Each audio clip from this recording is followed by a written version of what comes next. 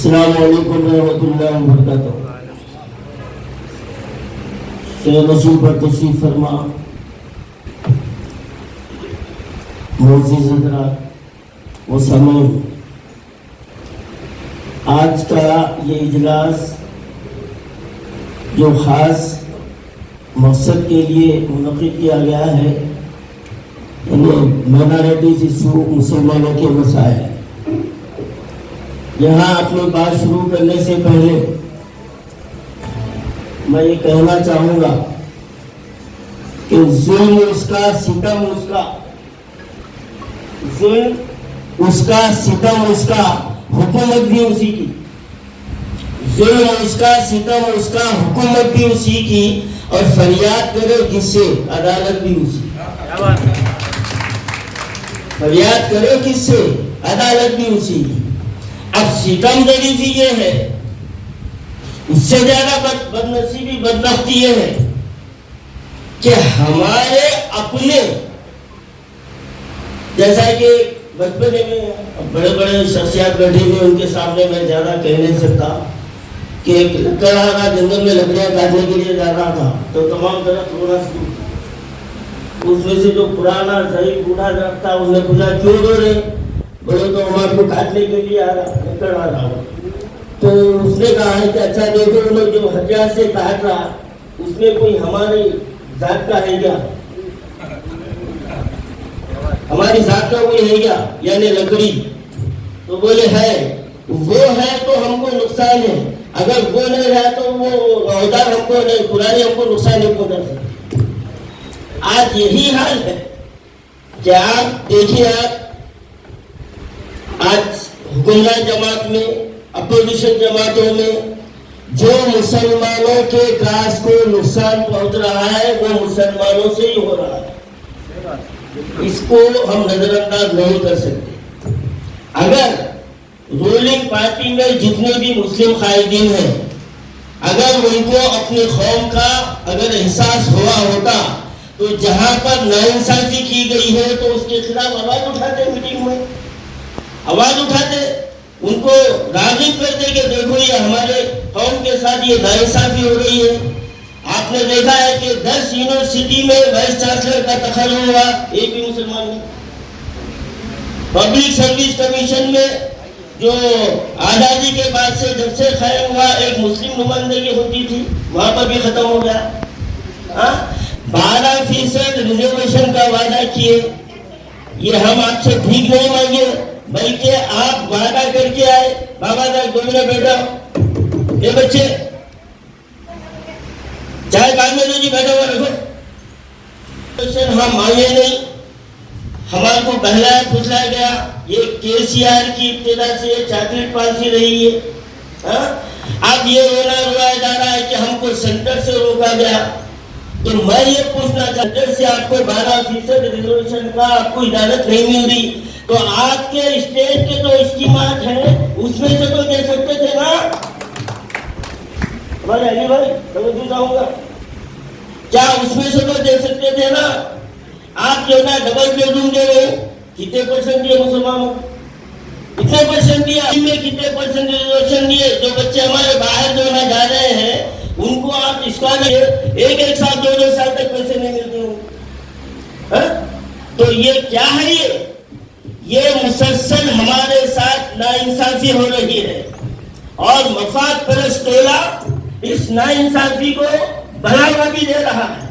वक्फ इमलाक तबाह हो रही है, लेकिन उसका कोई पुरसाने हाल नहीं है। और देखिए आप, अक्सरियत वक्फ इमलाक को तबाह करने में हमारे लोग शामिल है, हमारे लोग शामिल है।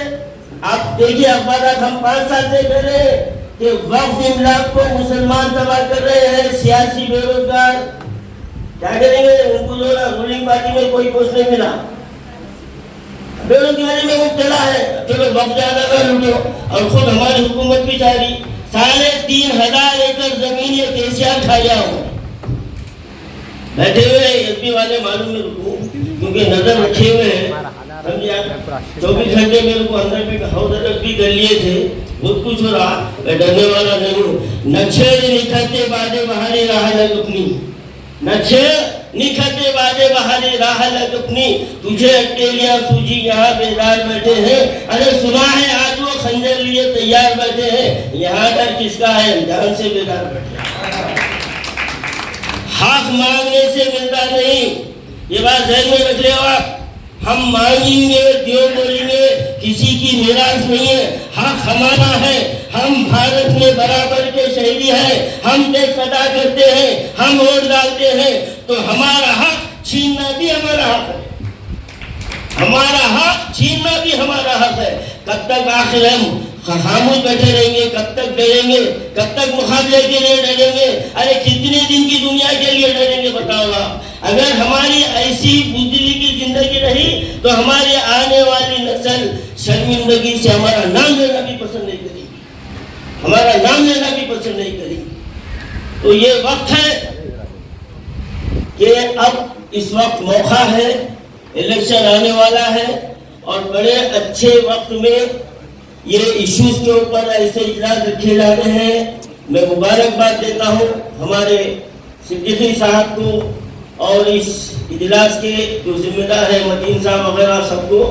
लेकिन इसके साथ एक मेरा मशवरा भी ये है, 9 तारीख का जो धरना रखा गया है 9 मार्च को, आज पहले हो गए, एक हफ्ते के बाद बहुत बड़े पैमाने पर धरना रखा जा रहा है और उसका अहम मकसद जो ना वक्फ बोर्ड को जुडिशनल पावर देने का है।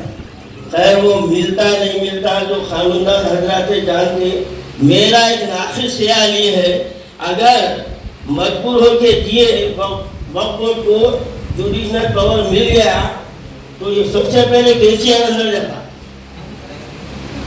सबसे पहले केसीआर अंदर जाता, उसके हवाले अंदर जाती। क्योंकि ये लोग जितना लूटे हैं, मैं ये नहीं बोला कि कांग्रेस दूध की धुली भी है या टीडीपी दूध की धुली भी है। अब कोई छोटा चोर है, कोई बड़ा चोर है, मगर चोर सभी है, चोर सभी है। कोई 2 रुपए चुराया, कोई 5 रुपए चुराया, कोई पूरा 1 रुपया चुराया, मगर इन्हें तो 100 रुपए चुराया, इन्हें पूरे 100 रुपए चुराए नहीं केसीआर, और ऐसे अंदाज में चुराया। अब रमजान आ रहा, अब आपको जो है ना एक बिरयानी की पैकेट, 2 खजूर आपके हाथ को थमा दे रहा, अब बड़े खुश। 200 रुपए के कपड़े 6 महीने नहीं चलते, 2 घंटा धोबी डुला दो खत्म हो जाती है। अरे मुंह पे मारो, उसके मुंह पे मारिए। और सितम जरीफी की बात यह है कि आज हम किसी के हक तलफी नहीं चाहते, लेकिन हक मांगने के लिए हमको मिसाल देना पड़ता है। मैं हमारे हिंदू भाइयों से माफी चाहता हूँ, माफी चाहते हुए बोलता हूँ, हमारे पंडित पुजारियों को 18,000 रुपये पेश कर दी जा रही। हमको खुशी है, खुशी है, क्योंकि जो अल्लाह के भगवान की घर की खिदमत करता है उसको दुनिया की फिक्र से उसको आजाद करना चाहिए। फिर हमारे साथ नाइंसाफी क्यों हो रही साहब? हमारे साथ नाइंसाफी क्यों हो रही है? मस्जिद के इमाम को 5,000, मौलवी को 5,000, वो भी अब 3 महीने से नहीं आए, 3 महीने से आज तक नहीं। और फिर दूसरा तमाशा ये है कि जब भी जारी होते उसमें से 300-400 इमाम मौलवियों के पैसे बंद। जब उनसे पूछा गया तो टेक्निकल प्रॉब्लम की वजह से हो रहा। अच्छा, तो फिर वो पैसे जो वापिस आ रहे वो कहाँ है, वो कहाँ है? आज तक पता नहीं है। करोड़ों रुपए इस तरीके से रहे। तो ये खुली नाइंसाफी नहीं है हमारे साथ, खुली तौर पर हमारे हक तलफी की जा रही है। वक्फ बोर्ड में आज पूरे चोरों गड्ढा बना हुआ है। भारत देख रहे हैं, हम तो 5 साल से बोल रहे, 5 साल से बोल रहे। और जब नासिबत देश लोग जो है ना इसको गलत जाविये से भी ले रहे हो, उनका फिक्र है, उससे किसी को कोई फर्क पड़ने वाला नहीं। रंगे हाथों पकड़े गए, रंगे हाथों पकड़े गए। केस में 40 लाख रुपए रिश्वत तकसीम की गई। चेयरमैन के सामने सबूत रखा गया, अखबार में आया, वीडियो वायरल हुआ। प्रिंसिपल सेक्रेटरी के पास नामों की लिस्ट जाके 1.5 साल हो गया, आज तक इंक्वायरी न हुई, आज तक इंक्वायरी न हुई। और ये जमीन फरोश और रिश्वत देने वालों के साथ भी फिर रहे। देखिए मुसलमान है, तो घर को आग लगती है तो घर के चिराग से। अब वक्त आया है बराबर वक्फ बोर्ड का मसला शिद्दत से उठाना चाहिए और वक्फ बोर्ड में रिश्वतखोर जो अमला है उनके खिलाफ भी आवाज चाहिए, उनके असासों की तहसीकात करना चाहिए। एक एक मुलाजिम के पास 3-3 4-4 फ्लैट है था, अच्छा है। और बड़ी सबसे बड़ी जो है ना, आपको और एक बात कह रहा हूँ, टेम्पररी आरजी मुलाजिम के पास करोड़ों रुपए तकसीम करने की जिम्मेदारी आरजी मुलाजिम है। इमाम मौजूदों के जो पैसे जाते हैं उसका सॉफ्टवेयर जो ना एक आरजी मुलाजिम के पास, उन्हें क्या करना करना नहीं मालूम, जबकि वहां पर मुस्तकिल मुलाजिमीन है, उस काबिल के है। अरे नहीं है तो रखो ना, करोड़ों रुपए का झगड़ा हुआ, उसमें कोई पुरसाने हल नहीं है। क्या बोले तो हम 10,000 इमाम मौजूदों को दे रहे, तो ये धोखा है। और मैं एक तजवीज़ रखना चाह रहा हूँ इस मीटिंग में, अल्हम्दुलिल्लाह तमाम जमातों के नुमाइंदे यहाँ हैं। देखिए साहब, इलेक्शन से पहले हमारी तंजीम में, मैं सबसे माफ़ी मांगू, मेरी बात अगर आप लोगों को नागवार गुजरे तो आप खैर सिवाय माफ़ करने के दूसरा कुछ भी कर नहीं सकते, सीधी बात ये है। क्योंकि मैं कोई ऐसी प्रॉपर्टी पे खर्चा नहीं है, कोई दरगाह का मैं मुतवल्ली नहीं हूँ, समझे आपको। मेरे बच्चों को किसी की सिफारिश करके मुलाजिमत नहीं दिलाया है, मेरी फकीराना जिंदगी है।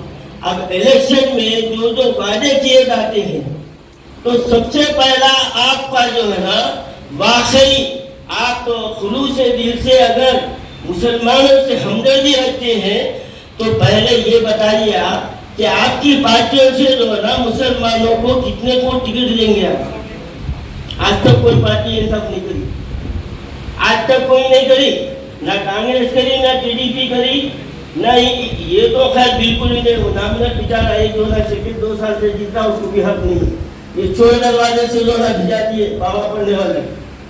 तो अब मुसलमानों का क्या हक मिलेगा बताइए आप, जब हमारे को इलेक्शन के लिए टिकट नहीं दे सकते आप लोग, तो फिर आगे हमारी जो है क्या हमारी डिमांड को पूरी करेंगे बताओ।